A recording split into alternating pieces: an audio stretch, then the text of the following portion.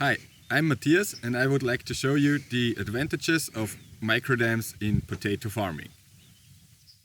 Welcome to my video lecture on the effects of microdam in potato cultivation.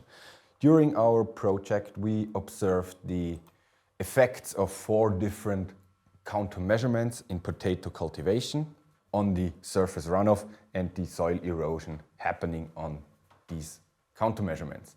So the first thing, we had 3 fields in 3 years, and each year had 4 variants we tested and 3 repetitions of each variant. So the first one was the conventional variant, where you have the classical, typical ridges and furrows of the potato cultivation. And the second one is the one with microdams. So you'll see it later on another slide, how these microdams are made, but they are basically earthened hills in the furrows between the ridges and should stop surface runoff and therefore soil erosion. And in this picture you can already see the darker areas between the microdams where water infiltrated after an erosive event. The third variant we tested was a greening of the conventional method. So basically you have the typical ridges, but in the furrows between the ridges there is a greening cultivated. And then the fourth variant was a green microdam variant, where you had the microdam variant, but just with a greening on the microdams per se to further stabilize the microdams. So what we did is we installed sedimentary traps at the bottom of the field, and 3 furrows of each repetition and variant were merged in one merging area from where the water and sediment mixture was transported to the sediment trap. And within this sediment trap there was a tilting scale, and when the tilting scale tilted, about 3% of the mixture got transported in the blue casks and the other 97% were transported out of the field with the drainage pipes and through these drainages.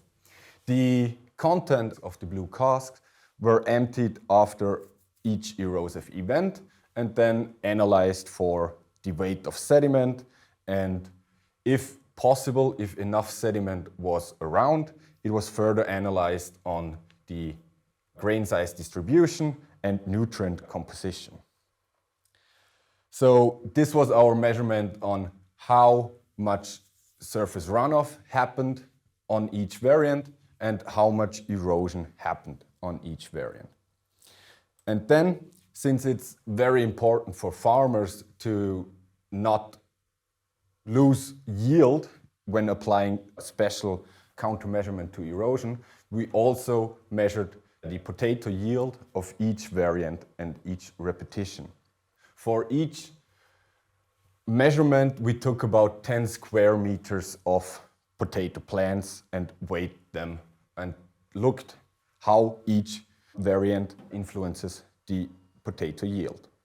And then further we also looked at the soil moisture content of each variant with these green things you can see here. These are called flower power parrots and are used to measure incoming light, soil temperature, air temperature, but also the soil moisture content. And this is also one important factor for potato farming, or especially for the greenings, because a lot of farmers fear that the greening takes too much water out of the soil for the potatoes, and then the potato yield gets influenced negatively. So now let's talk about the microdams. Microdams are, as I already said, earthened up hills in the furrows. And the good things about the microdams is that they are made simultaneously to the cultivation of the potatoes and the forming of the ridges. So there is no timely cost or extra cost for the farmer. He doesn't have to go a second time on the field to earthen up these microdams. this happens while the cultivation of the potatoes also happens. And in this video, you can see how this is done. It's a simple technique where shovels dug into the soil, and after a given distance, in this case it was 0.9 meters, the shovels go back up and leave such a microdam behind. So let's see what the results show.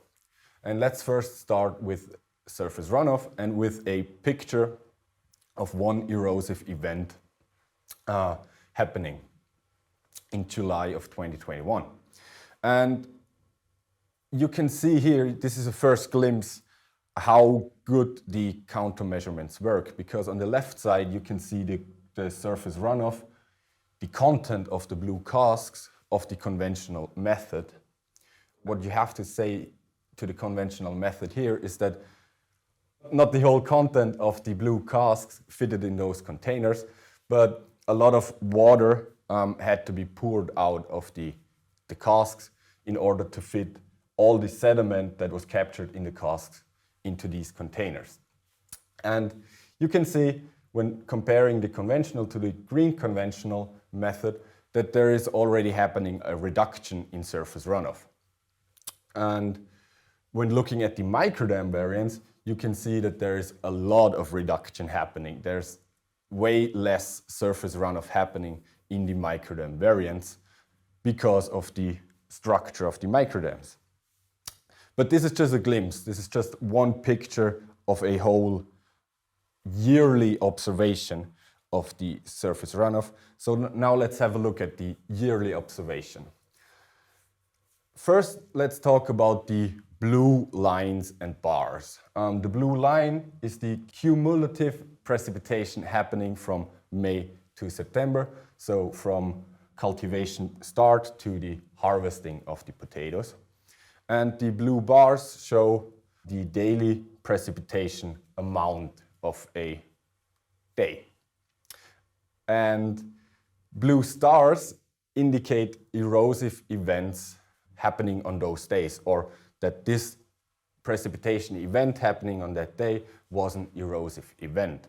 So we can see that the surface runoff really was only triggered when a erosive event was happening. So that's a good thing.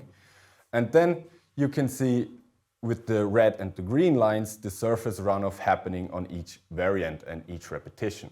So the continuous red lines show the conventional method, the green continuous lines show the green conventional method, and the green and red dotted line show the microdam variant is the red dotted line, and the green dotted line is the green microdam variant. And you can see again that there's a big difference from the conventional method to the green conventional method, but a very, very big difference in terms of surface runoff from the conventional method to the microdam variants. The reduction from conventional to green conventional surface runoff is about 50%. The red line you can see here, which almost reached a surface runoff of 20 millimeters, is an outlier because it was placed in a lower part of the field where surface runoff from other fields got accumulated, and therefore way more surface runoff was happening there. So basically the reduction from conventional to green conventional surface runoff was about 50%, but if you look at the reduction from conventional surface runoff to microdam surface runoff, it's way, way, way less. It's about a 100% reduction, something like that. So a lot of reduction, way less surface runoff happening in the microdam variants. And this can also be seen in the images of the merging areas after an erosive event. And this event is the same event you saw the picture of the containers of. And if you look at the merging area of the conventional method, of the conventional variant, you can see that there's a lot of sediment got deposited A lot of fluvial structures from the surface runoff can also be seen in the deposited sediment, but there is a lot of sediment transported and deposited in the emerging areas. When looking at the greened conventional method, you can't clearly see a deposition of sediment in the emerging area, but rather in the furrows of the emerging area. And it seems that the greening stopped some of the, or most of the soil erosion and surface runoff, and then the sediment deposited in the furrows of the greened conventional method. And when looking at the microdam variants, you don't actually see any form of deposition or form of fluvial structures in the emerging areas. So there's basically no surface runoff happening there. And one thing that has to be noted is that when the microdams stay intact through the growing season, the surface runoff and the soil erosion we measured was happening in this emerging area. So we didn't actually measure any surface runoff or soil erosion happening uphill from the emerging area because none of the surface runoff and soil erosion got transported all the way down to our emerging area. It all stayed at the hill, at their position in the hill where it fell down. And you can see here again that after an erosive event, the water between the microdams gets infiltrated in the field and stays in the field. So now let's have a look at the soil erosion results. And we can see that if we had the conventional method or the conventional variant planted on the whole field, we would have had a sediment yield of 2.54 tons per hectare. And with the greening of the furrows alone, we reduced the soil erosion happening to about 83%. So that's already a lot. But with the implementation of microdams, we reduced the soil erosion and sediment yield happening to 99%. So there's not much more to say. That's really, really a lot of reduction happening. And we also saw the same results in 2020 and similar results in 2019. So our 3-year data also proves this image that microdams really, really are a great tool to reduce soil erosion. So now let's have a look at the soil erosion to surface runoff ratio. And as you can see here, all 3 counter measurements have a really good soil erosion to surface runoff ratio, with the green conventional and the microdam variants are basically on the same level in order to reduce soil erosion. But what has to be stated here is that the surface runoff happening in the green conventional variant is way higher than the one compared to the microdam variants, and therefore the soil erosion happening on this variant is also higher. So now let's have a look at the soil water content. And as I already stated, there are 2 things we would like to investigate regarding soil water content. The first one being whether microdams lead to a higher soil water content compared to the conventional method.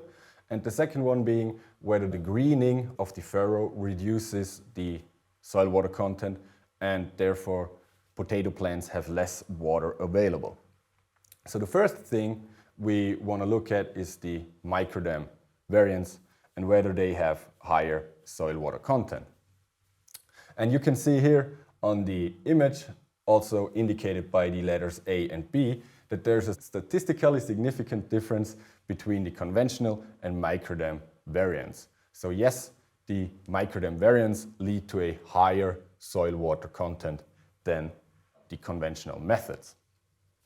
And the greening of the furrows does not reduce the soil water content in the furrows or in the dams, but it has to be stated that the parrots, the flower power parrots measuring the soil water content, were installed on the field after the greening was killed. So no active water uptake was happening from the greening, but the greening did not reduce the soil water content. So that's a good thing.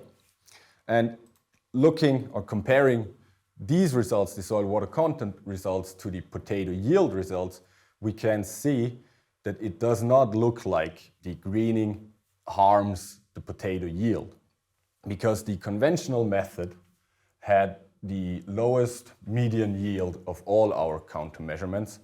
The green conventional method had the highest yield, and the microdam variants had a yield in the middle of both the green conventional and the conventional variant.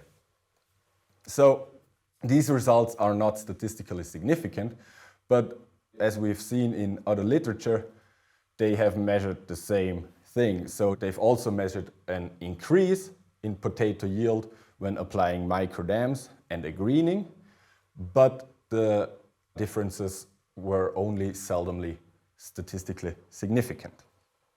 So all in all, we can say that a greening reduces the surface runoff, but microdams reduce it way more. The greening reduces soil erosion, but microdams lead to way less soil erosion than a greening does.